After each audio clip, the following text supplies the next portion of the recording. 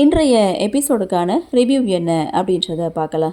எபிசோடை பொறுத்த வரைக்கும் கொஞ்சம் பரபரப்பாக தான் போச்சு. தேன்மொழி கர்ப்பமாக இருப்பாங்களா இல்லையா அப்படின்ற ஒரு எதிர்பார்ப்பு இருந்தது. பாட்டி கையை பிடிச்சி பார்த்துட்டு உண்மையை சொல்லிட்டா அப்பத்தாவுடைய முடிவு என்னவாக இருக்கும் அப்படின்ற எதிர்பார்ப்போட எபிசோடை கொண்டு போயிருந்தாங்க. அதே சமயம் உண்மை என்னன்னு தெரிஞ்சிடுச்சு. ஆனால் இந்த விஷயம் அப்பத்தாவுக்கு தெரிய வந்தால் என்ன ஆகும் அப்படின்ற ஒரு எதிர்பார்ப்பையும் எபிசோடு கொடுத்துருக்கு. சரி, என்ன நடந்தது அப்படின்னு பார்க்கும்போது, மருத்துவம் பார்க்குற பாட்டி வீட்டுக்கு வந்திருக்காங்க. தேன்மொழியுடைய கையை பிடிச்சி பார்க்குறாங்க. வீட்டில் இருக்கவங்க ஒவ்வொருத்தவங்களும் ஒவ்வொன்றா நினச்சிட்டு இருக்காங்க. லோகு ஒரு பக்கம் நல்ல செய்தி சொன்னால் சந்தோஷந்தான், ஆனால் அதுக்கு அம்மா என்ன நினைப்பாங்களோன்னு லோகு ஒரு பக்கம் நினைக்கிறாரு. பாண்டி என்ன நினைக்கிறாரு, கர்ப்பமாக இருக்கான்னு சொல்லிட்டா தேவி ரொம்ப வருத்தப்படுவாளே, அதனால் அப்படி ஒரு விஷயத்த சொல்லவே கூடாதுன்னு பாண்டி ஒரு பக்கம் கடவுளை வேண்டுறாங்க. இன்னொரு பக்கம் ஜீவா, அண்ணாவும் அண்ணியும் ரொம்பவே நல்லவங்க, அவங்களுக்குன்னு ஒரு குழந்தை பிறக்கணும்னு ஜீவா ஒரு பக்கம் கடவுளை வேண்டுறாங்க. ஜீவாவுடைய அம்மா சக்தி என்ன நினைக்கிறாங்க, நல்ல விஷயத்த சொன்னால் நல்லது தான், ஆனால் அதுக்கு அத்தை என்ன முடிவெடுப்பாங்கன்னு தெரியலன்னு அவங்க ஒரு பக்கம் வேண்டுறாங்க. இப்படி ஒவ்வொருத்தவங்களும் அந்த பாட்டி என்ன சொல்லுவாங்களோ அப்படின்ற எதிர்பார்ப்போட ஒவ்வொருத்தவங்களும் ஒவ்வொன்றே நினச்சிட்டு நின்றுட்டுருக்காங்க. கடைசியில் அந்த பாட்டி தேன்மொழியுடைய கையை பிடிச்சி பார்த்துட்டு, இவ கர்ப்பமாக இல்லை, சாப்பிட்டு தான் வாந்தி எடுத்துருக்கா அப்படின்னு சொல்லிட்டு அவள் ரொம்ப வீக்காக இருக்கான்னு பாட்டி சொல்லிட்டாங்க. பாட்டியுடைய முகத்தை பார்க்கும்போதே தெரியுது சம்திங் இவங்க ஏதோ மறைக்கிறாங்க அப்படின்ட்டு. ஸோ இதுக்கப்புறம் பாட்டி அங்கேருந்து கிளம்புறாங்க. போகிறதுக்கு முன்னாடி அப்போ தான் அவங்களுக்கு ஒரு 500 ரூபாய் எடுத்து கொடுக்குறாங்க.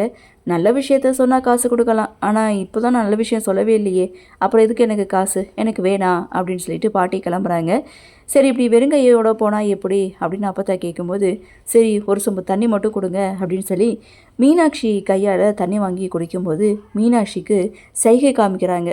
ஸோ வயிற்ற பிடிச்சி பத்திரமா பார்த்துக்கோ அப்படின்ற மாதிரி ஒரு சைகையை காமிச்சிட்டு அங்கேருந்து கிளம்புறாங்க. மீனாட்சியும் அதை புரிஞ்சுக்கிறாங்க. அப்படியே சீனை கட் பண்ணால் தான் வயிற்றில் குழந்தை இல்லை அப்படின்னு சொன்னதை நினச்சி தேன்மொழி ரூமில் உட்காந்து அழுதுட்டுருக்காங்க. அப்போது மீனாட்சியோடைய என்ட்ரி, தேன்மொழிக்காக ஜூஸ் கொண்டு கொடுக்குறாங்க. இந்த மாதிரி டயத்தில் ஜூஸை குடி அப்படின்னு சொல்ல, பாப்பத்தா பேசினதை கேட்டால, ஏன் இப்படி இருக்காங்க அப்படின்னு சொல்லி தேன்மொழி ரொம்பவே வருத்தப்படுறாங்க. ரூமை விட்டு வெளியில் வந்த மீனாட்சியை அப்பத்தா தடுத்து நிறுத்தி, உன் அக்கா கிட்டே சொல்லு, தேவிக்கு முன்னாடி அவள் கர்ப்பமாகக்கூடாது, அவளுக்கு மட்டும் இல்லை உனக்கும் இந்த விஷயம் பொருந்தும், இந்த வீட்டில் தேவி தான் முதல் குழந்தையே பெற்றுக்கிறணும், இதற்கிடையில் யாரும் குழந்தை பெற்றுக்க கூடாதுன்னு அப்பத்தா ரொம்ப ஸ்ட்ரிக்டாக சொல்ல, அப்போது மீனாட்சி அப்பத்தாவை எதிர்த்து ஒரு கேள்வி கேட்குறாங்க. சரி ஓகே, நீங்கள் இந்த அளவுக்கு பேசும்போதே உங்கள் நல்ல மனசு என்னன்னு எனக்கு நல்லாவே புரியுது அப்படின்ட்டு, ஒருவேளை அவங்களுக்கு குழந்தை பிறக்கலைன்னா என்ன பண்ணுவீங்க அப்படின்னு கேட்குறாங்க. கண்டிப்பாக பிறக்கணும்னு அப்பத்தா சொல்ல, ஒருவேளை அவங்களுக்கு குழந்தை பிறக்கலைன்னா மற்றவங்க குழந்தை பெற்றுக்க கூடாதான்னு மீனாட்சி ஒரு கேள்வியை கேட்டுட்டு அங்கேருந்து போகிறாங்க. இதை கேட்ட தேவி அப்பத்தா கிட்டே எனக்கு குழந்தையே பிறக்காதா அப்பத்தா அப்படின்னு சொல்லிட்டு அவங்கக்கிட்ட கேட்டு வருத்தப்படுறாங்க. கவலைப்படாத, உனக்கு கண்டிப்பாக குழந்தை பிறக்கும்னு சொல்லி இவங்களுடைய கன்வர்சேஷனை முடிக்கிறாங்க. அப்போ தான் ஒரு ட்விஸ்ட்டை கொடுக்குறாங்க. என்னென்னு பார்த்தா, மருத்துவ பாட்டியை அதாவது மருத்துவம் பார்க்குற பாட்டியை கூட்டிகிட்டு வர சொல்லியிருப்பாங்க இல்லையா, அப்போது மீனாட்சி ஜீவாவுக்கு கால் பண்ணுவாங்க. அப்போது லவுட் ஸ்பீக்கரில் போட்டு வை அப்படின்னு சொல்லி, உங்கள் அப்பத்தா ஏன் இப்படிலாம் பேசிகிட்டு இருக்காங்க அப்படின்னு சொல்லி அப்பத்தாவை கண்டபடி பேசுவாங்க. அந்த இடத்துல பாண்டி, மனு, லோகு இவங்க எல்லாரும் பேசிகிட்டு இருக்கதை அந்த மருத்துவம் பார்க்குற பாட்டி கேட்டிருப்பாங்க. ஸோ அந்த பாட்டி புரிஞ்சுக்கிட்டு தான் தேன்மொழி கர்ப்பமாக இல்லை அப்படின்ற விஷயத்த எல்லார் முன்னாடியும் போட்டு உடச்சிருக்காங்க. ஆனால் மீனாட்சிக்கு இதை சைகை மூலமாக சொல்லிட்டு போயிட்டாங்க. இதை ஒரு குட்டி ஃப்ளாஷ்பேக் சீனாக மீனாட்சி ஒரு பக்கம் நினச்சி பார்க்குறாங்க. இன்னொரு பக்கம் தேன்மொழிக்கு தான் கர்ப்பம் அப்படின்ற விஷயத்த மீனாட்சி கிட்ட சொல்லிட்டாங்க. தேன்மொழி ரொம்ப சந்தோஷப்பட்டாலும் இந்த விஷயத்த மனோ கிட்ட சொல்லணும் அப்படின்னு சொல்லி ரொம்பவே எதிர்பார்க்குறாங்க. ஆனால் இந்த விஷயத்த மாமா கிட்ட சொன்னால் அவங்க உடனே வீட்டில் இருக்கவங்ககிட்ட சொல்லிடுவாங்க, அவர் உணர்ச்சி வசப்படுவார், கொஞ்ச நாள் பொறுமையாக இருன்னு தேன்மொழிக்கிட்ட மீனாட்சி பேசிகிட்டு இருக்காங்க. இருந்தாலும் தேன்மொழிக்கு தான் கணவர்கிட்ட உண்மையை மறைக்கிற அப்படின்ற குற்ற உணர்வு அவங்களுக்கு இருக்குது. ஸோ ஒரு கட்டத்தில் உண்மையை சொல்லிடலான்னு எழுந்து உட்காந்துட்டு இருக்கும்போது அப்போது மீனாட்சி மெசேஜ் பண்ணுறாங்க, நீ இப்போ இந்த உண்மையை சொல்ல வேணாம், மாமா கிட்ட சொன்னான்னா அவர் எல்லாருக்கிட்டையும் சொல்லிடுவார், அப்புறம் பெரிய பிரச்சனையாயிடும் அப்படின்னு சொல்ல, ஸோ நடு ராத்திரியில் யாருக்கு இவன் மெசேஜ் பண்ணுறா அப்படின்னு சொல்லி ஜீவா எழுந்து பார்க்குறாங்க. ஸோ சடனாக மீனாட்சி ஃபோனை ஆஃப் பண்ணிவிட்டு படுக்கிறாங்க.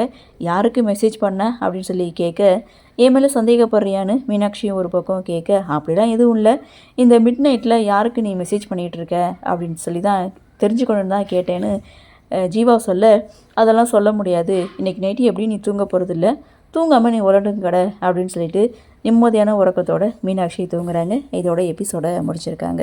ஆக மொத்தம் இன்றைக்கி எபிசோடை பொறுத்த வரைக்கும் மீனாட்சி கர்ப்பமாக இருக்காங்க அப்படின்ற ரகசியத்தை உடைச்சிருக்காங்க. இந்த விஷயம் மீனாட்சிக்கும் தேன்மொழிக்கும் மட்டும்தான் தெரியும். ஸோ ஒருவேளை அந்த குடும்பத்துக்கு தெரிஞ்ச வந்துச்சுன்னா சந்தோஷப்படுற முதல் ஆளாக இருக்குது மனோ தான். ஸோ அடுத்து சக்தி சந்தோஷப்படுவாங்க.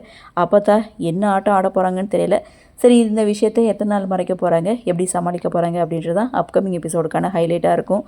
உண்மை தெரியக்கூடிய நாள் பெரிய கலவரமே நடந்து முடிகிற மாதிரி தான் இருக்கும். சரி, பார்க்கலாம் என்ன நடக்குது, என்ன மாதிரியான சுவாரஸ்யத்தோடு கதைக்குள்ள நகர்வை கொண்டு வராங்க அப்படின்றத நாமளும் பொறுத்திருந்து பார்க்கலாம். இன்றைய பகுதி பற்றின உங்களுடைய கருத்தை வழக்கம் போல கமெண்ட் செக்ஷனில் பதிவு பண்ணுங்கள். இந்த வீடியோ உங்களுக்கு பிடிச்சிருந்தால் லைக் பண்ணுங்கள், ஷேர் பண்ணுங்கள், மறக்காமல் நம்ம சேனலை சப்ஸ்கிரைப் பண்ணிக்கிறீங்கன்னு சொல்லி இந்த வீடியோவிலிருந்து விடைபெறுகிறேன். நன்றி, வணக்கம்.